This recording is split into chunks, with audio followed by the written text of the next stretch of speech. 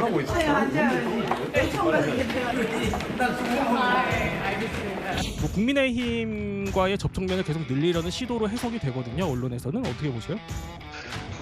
제가 말하는 보수 제거는 예. 과거를 탓하는 것이 아니라 함께 미래로 가자는 겁니다. 미래혁신 포럼은 김기현 의원실에서 요청이 와서 대단히 기쁜 마음으로 가입했어요. 박대출 의원실에서 저한테 공동발의를 요청했던 사전투표제 대신에 네. 본투표 기간을 늘리고 부재자 투표를 다시 규정하는 선거제도 개혁에 관한 법률에 대해서는 법무부 장관 때부터 당대표를 거쳐서 늘 주장해왔던 부분이에요. 네, 초선 한동훈 의원이 국회 입성 후에 처음으로 발의한 1호 법안은 감사원의 감찰 대상의 중앙선거관리위원회 사무와 또 소속 공무원에 대한 직무를 추가하는 그런 내용입니다. 1호 법안에 누가 함께 이름을 올렸느냐도 관심이었는데요. 저희가 한번 살펴봤더니 친한계들은 당연히 이름을 올렸고 당권파로 분류되는 김대식 의원, 또 중진 의원들 윤상현, 박대출, 김기현 의원 등도 이름을 올렸습니다. 국민의힘 의원 31명이 함께 동참을 해서 법안이 발의가 된 상태인데요. 차재원 교수님, 네. 같이 법안을 발의한다라는 것은 의정활동에서 뜻을 같이 한다는 거니까 좀 중요한 의미가 있잖아요. 그렇죠. 뭐 의원들이 10명 이상이 발의가 돼야 그러니까 지금 발의를 할 수 있는 동의를 받아야 발의를 할 수 있는 상황이잖아요. 그런 측면에서 본다고 한다면 한동훈 의원 입장에서 혼자서 법을 하나 추진할 수는 없죠. 그렇기 때문에 동료 의원들의 동의를 받아야 되는데 동의를 받는 과정에서 소위 말하는 친한계 의원뿐만 아니라 당권파 중진 의원까지 이렇게 가담을 했다는 것 자체는 저는 뭐 중요한 하나의 정치적인 변화를 보여주는 것이 아닐까라는 생각이 듭니다. 물론 이 정치적인 변화에는 문제는 정치적 명분이 있어야 되겠죠. 정치적 명분이라는 것 자체가 지금 감사원법 개정안인데요. 감사원법 개정안은 앞서 우리 앵커께서 설명했습니다만 이번 투표용지 부족 사태와 관련해서 이 중앙선관위를 비롯한 선관위의 느슨한 직무 집행이라든지 그에 따른 여러 가지 관리 부실의 문제가 너무 심각하기 때문에 예. 이 부분에 대해서는 감사원이 직무 감찰을 할 필요가 있다는 것이 사실 여야 모두가 다 공감하고 있는 부분인데 문제는 이것이 헌법이 규정하고 있는 이 지금 선관위의 독립성 이 부분을 어떻게 피해갈 것이냐의 부분인데 나름대로는 뭐 이렇게 신경을 써서 대통령에게 감사 결과를 보고하지 않는 그런 식으로 해서 피해가는 식으로 했습니다만 모르긴 몰라도 아마 입법하는 과정에서 위헌 논란이 있을 거예요. 그런데도 불구하고 이 국민의힘 의원들 입장에서는 지금 당장 긴급한 사안이 바로 투표용지 부족 사태에 따른 선관위에 대한 대책인데 이 예. 부분에 대해서는 뭐 한동훈 의원이 아니라도 누가 하더라도 이름 올릴 수밖에 없는 것이 야당의 입장이죠. 그리고 또 하나는 이 정책 명분과 못지않게 중요한 게 정치적 현실의 변화라는 거예요. 지금 한동훈 의원이 이번에 무소속으로 이 지금 3파전의 아주 힘든 싸움 속에서도 일단 부산 북구의 민심의 선택을 받아서 등장을 했잖아요. 그럼으로써 이 지금 지방선거 이후에 새로운 하나의 보수의 재건을 위한 중요한 싹이 태어났다고 많은 분들이 평가를 하고 있는데 예. 아마 그동안 이 나름대로 정치적 거리감을 갖고 왔던 당권파라든지 중진 의원들 입장에서는 한동훈 의원과 어느 정도 한번 접점을 키워가면서 한동훈 의원의 이야기를 한번 들어볼 필요가 있다. 그런 것들이 작용하고 있는 것이 아닐까라는 생각이 들고 한동훈 의원의 입장에서는 말 그대로 지난번 선거 때 보여줬던 낮은 자세로 지역 주민들이 스며들듯이 예. 국민의힘 의원들한테도 스며들어가는 그러한 하나의 전술의 토대 위에서 자신이 이 발의한 법안을 가지고 동료 의원들의 힘을 모으는 그런 식으로 해서 국민의힘 의원들의 지지를 얻어가는 그런 절차를 밟고 있는 것이 아닐까라는 생각이 듭니다. 예. 뭐 법안 발의를 서로 이제 대표 발의를 하면 공동 발의를 해주는 식으로 품앗이를 많이들 하는데 한동훈 의원이 이런 얘기했습니다. 박대출 의원의 법안은 본인의 오랜 소신이어서 동참을 했다. 또 김기현 의원의 모임 같은 경우도 요청이 와서 기쁜 마음으로 가입을 했다라고 했는데 오늘 정치 시그널에서 상당히 좀 재밌는 표현을 썼는데요. 이제 유승진 앵커가 너무 정치적으로 해석을 하지 말아 달라는 얘기냐라고 했더니 정치적으로 해석을 하셔야죠라고 하더라고요. 문종현 대변인님, 네. 이 모든 행보를 정치적으로 해석을 해달라는 게 한동훈 의원의 얘기였는데 어떻게 들리셨나요? 이제 정치인이니까 당연히 그런 해석을 해도 무방한 것이죠. 이제 국회의원에 당선이 됐고 사실 국회의원의 책무라는 것이 뭐 친분이 있는 사람들과 같이 우르르 몰려다니는 것이 아니라 정말로 뜻이 맞는 사람들과 동지로서 국민들한테 도움이 되는 법안도 발의하고 또 그에 맞는 정치 행위를 하는 것이 국회의원의 저는 역할이라고 생각합니다. 그런 차원에서 한동훈 의원이 개인적인 소신을 가지고 여러 가지 법안 발의에 함께하는 것은 저는 지극히 정상적이라고 보는 것이고 그 과정 속에서 뭐 소위 당권파라든지 아니면 일부 중진들과 함께 접촉면을 넓히는 것은 저는 뭐 충분히 이해가 되고 뭐 좋은 모습이라고 생각합니다. 그런 과정 속에서 예를 들면 일부 한동훈 의원에게 비토 정서가 있었던 국민의힘 당원들도 마음이 돌아갈 수도 있는 것이고 또 한동훈 의원이 결과적으로 지금 이렇게 언론에서 주목하고 이렇게 저 법안 발의하는 것도 주목을 받는 이유는 결국 국민의힘의 복당을 언제 할 것이냐라는 이 부분 때문인 것인데요. 제가 봤을 때는 큰 흐름 속에서 최근에 여러 중진 의원들도 말을 했다시피 너무 이렇게 인위적으로 부자연스럽게 복당을 얘기하는 것보다 오히려 저렇게 의정활동을 해가면서 예를 들면 의정활동을 한 사람들끼리 뭐 여의도 국회의사당 밖에서 점심이나 저녁도 할 거 아닙니까? 네. 그런 자리도 가져가면서 조금 자연스럽게 이제 국민의힘으로 스며들 수 있는 기회가 있다면 저는 그것도 정치의 한 모습이 될 수 있다고 생각합니다. 당권파로 분류가 되는 김대식 의원은 장도혁 대표의 특보단장도 맡고 있습니다. 정치권 일각에서는요, 김대식 의원의 최근 이런 행동 때문에 장도혁 대표가 아플 수 있다, 이런 해석까지 나왔었습니다. 김대식이라면은 저보다 네. 더한 것도 할 수 있는 정치인이 김대식이고요. 윗사람의 눈으로 보면은 정말 너무너무 잘하는, 누가 싫어하겠어요. 그런데다 현실을 간파하는 눈이 있는 거야. 그 장동혁 미국 갈 때 따라갔었어요. 그러니까. 저런 게 더 그러니까 네. 분노하는 거예요. 예를 들어서 민주당이 누가 그랬다. 원래 정적이니까 신경도 안 쓰는데 특보단장이었어. 그러니까 맞다.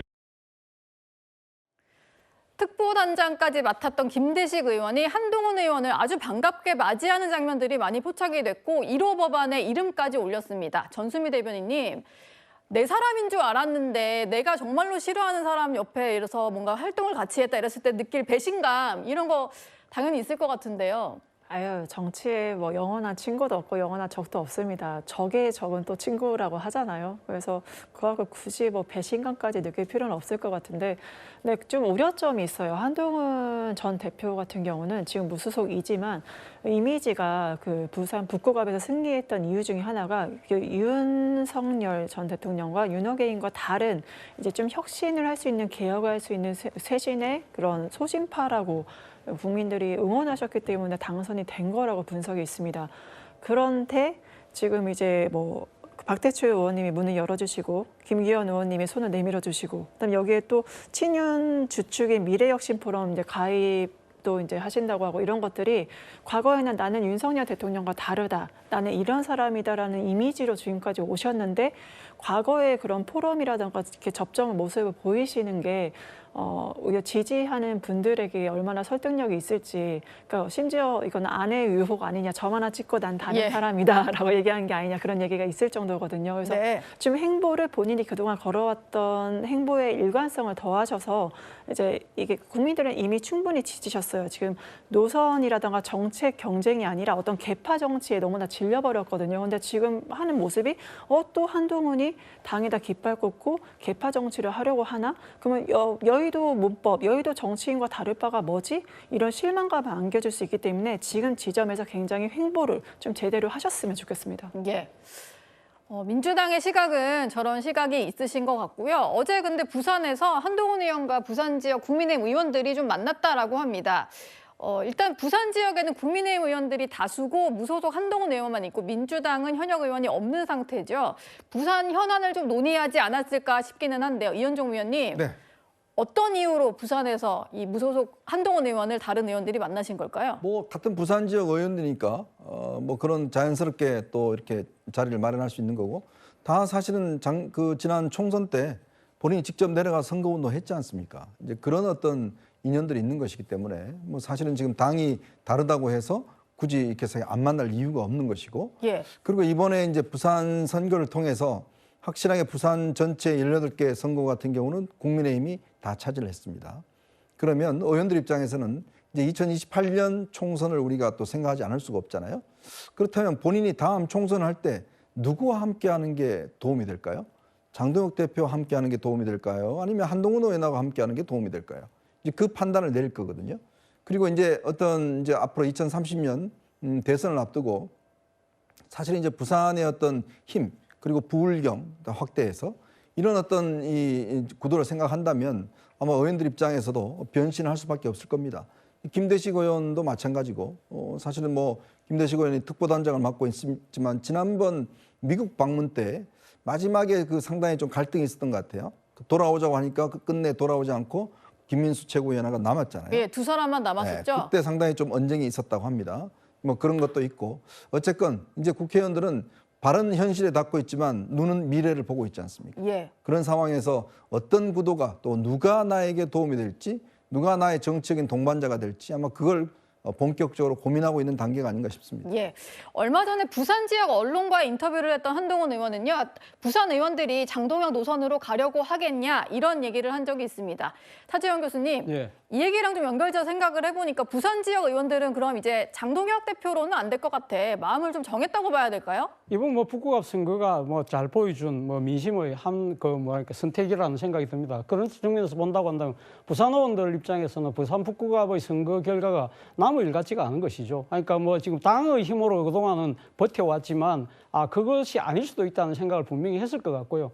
그리고 특히 지금 한동훈 의원이 나름대로 무소속으로 일종의 뭐랄까요, 그러니까 지금 바람을 일으키고 그걸 통해서 혼자서 이 단기 필마로 그러니까 이 등원까지 할 수 있는 그러한 역량도 높게 평가했을 가능성이 높다는 것인데 공교롭게도 어제 만났던 지금 아까 보여줬던 의원들 입장에서는요, 다들 급한 지역에 있는 분들입니다. 예를 들면 지금 강서의 김도읍, 지금 사상의 김대식, 그리고 사의 이승근 의원이잖아요. 이 지역은 소위 말하는 낙동강 벨트라고 일컬어지는 민주당의 강세 지역이었고요. 공교롭게도 이번에 강서구청장, 사상구청장, 사구청장이 다 민주당이 차지했거든요. 그렇군요. 그런 측면에서 본다고 한다면 이 의원들 입장에서는 이거 지금 당의 노선대로 그대로 갔다가는 내 지금 정치 생명 자체가 장담할 수 없겠네. 그렇다고 한다면 한동훈 의원하고 어떤 식으로든 관계를 맺어서 이 한동훈 의원이 주장하는 대로 꼭 아니라 하더라도 어떤 식으로 당의 변화는 필요하다는 목소리를 좀 내적으로 보여줄 필요가 있다. 예. 그런 생각에서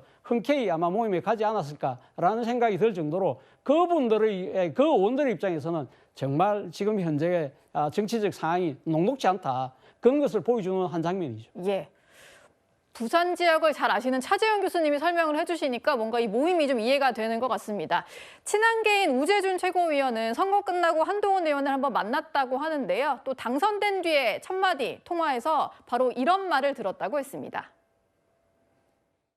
당선 떴습니다.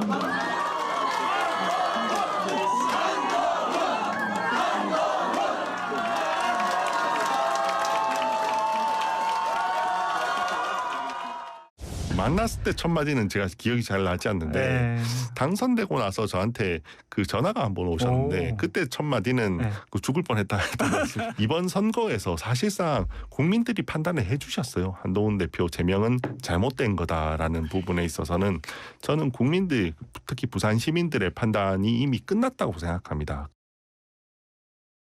네, 서울에서는 오세훈 서울시장이 또 부산에서는 한동훈 의원이 대역전극을 썼습니다. 그러다 보니까 죽을 뻔했다 이렇게 편한 의원에게는 그런 말을 꺼낸 것 같은데요. 우재준 최고위원은 이런 해석을 하고 있습니다. 부산 시민들이 이미 한동훈 의원 제명 부분에 대해서는 판단을 끝냈다. 당도 화답을 해야 된다. 뭐 이런 얘기인데요. 문종영 대변인님. 네. 당선으로 이미 뭐 어떤 국민들의 평가는 끝난 거 아니냐. 당도 더 이상 제지 말고 복당을 허용해야 된다. 뭐 이런 해석이잖아요. 제가 근데 뭐 이제 방송 같은 데 나와서 지금 앵커님 해주신 그런 질문 받을 때마다 조금 되게 답변하기 어려운 것이요. 그러니까 우리가 이제 원칙이란 것이 있고 예. 또 원칙을 벗어나서 예외적으로 뭔가 일을 처리해야 될 때가 있는 것 같아요. 근데 지금 한동훈 의원이 이제 정말 어렵게 부산 북갑에서 당선돼서 거기에 담긴 그 민의를 저희가 분석하는 것은 응당해야 됩니다. 가령 이때까지 당의 어떤 노선 변화나 기조나 이런 것들을 변환해야 되는 것이고 반대로 저희가 한동훈 의원을 이제 제명 처리를 할 때 그의 어떤 그 해당하는 어떤 그 행위가 있었기 때문에 그 제명이 된 것이거든요. 그렇다면 복당 절차가 있을 때는 우리가 한동훈 의원이라는 사람을 내보낼 때 했던 그 원인을 다 깡그리 무시하고 다시 복당을 하기는 또 이 공당의 시스템 자체가 어려운 부분이 있습니다. 예. 결국 그 부분이 뭐 당원 게시판이라든지 이런 것들을 제가 얘기하는 것인데 그 부분에 대해서는 국민들뿐만 아니라 당원들의 총의를 모아볼 필요가 있는 것이죠. 여론을 그리고 당내 어떤 의견을 최대한 수렴해서 정말로 그러면 한동훈 의원에 대해서는 시기적으로 예외적인 케이스를 적용해서 그냥 바로 복당 조치를 시키자 이렇게 의견이 나올 수도 있는 것이고 아니다. 그래도 우리가 그 당원 게시판이라든지 어떤 일련의 행위에 대해서는 최소한의 어떤 분석을 하고 적어도 한동훈 의원의 어떤 입장 표명, 의견 표명을 들어보고 당으로 복귀시키자 이렇게 얘기가 갈릴 수 있기 때문에 네. 그런 부분에 대해서는 원칙과 어떤 예외적인 케이스 그 두 가지 중 하나를 저희가 선택해야 되는 부분이라고 생각합니다. 예. 한동훈 의원의 복당 문제는 아마 그 절차가 진행이 될 때까지 계속해서 논란이 되지 않을까 싶습니다. 한동훈 의원은 오늘 정치 시그널과도 전화 인터뷰를 가졌는데요. 일이 있을 때만 서울에 올라오고 나머지는 부산에서 보내겠다고 합니다. 어떻게 지내고 있을까요? 영상으로 만나보시죠. 술을 못 대서? 예, 아예 술을 못 드시고 정수로. 고맙습니다. 네. 고맙습니다. 이제 시작입니다. 아이고! 이건 아니시고. 근데 아저씨 뭔지 모르잖아요? 알아? 네, 술을 못 마시니까 국사발이나 음료수로 저렇게 건배를 하면서 지역구를 이제 샅샅이 다니는 그런 모습인데요. 주말 동안에는 일본 신문과의 인터뷰 내용이 공개가 됐습니다. 요미우리 신문에 보도가 된 내용인데 2030년 대선에서 정권을 되찾을 거다 이런 얘기를 합니다. 이현종 위원님, 네.